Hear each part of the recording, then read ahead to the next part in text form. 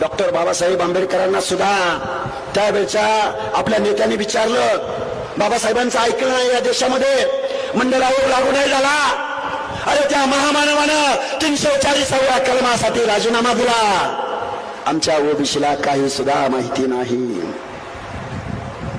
Doctor Babasaheb आंबेडकरांना विचारलं, बाबासाहेब तुम्ही दलितांना आरक्षण दिलं, ज्यांच्या बाबतीमध्ये छूताछूतपणा पाळला गेला, ज्यांच्या बाबतीमध्ये स्पृश्यता पाळली गेली, ज्यांना मानवतेची हीन वागणूक दिली, त्या माणसांना तुम्ही रिझर्वेशन दिलं, आम्ही मान्य केलं.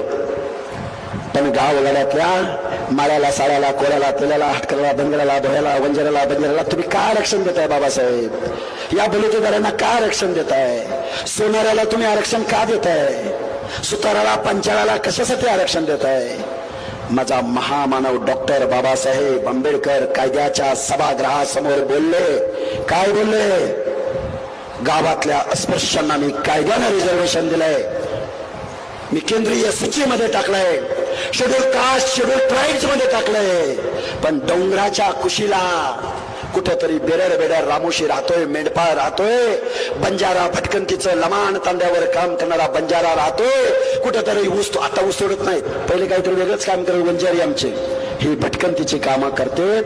या माणसांना सुद्धा मला शिक्षणाच्या प्रक्रियेत आणायचंय, विकासाच्या प्रक्रियेत आणायचंय.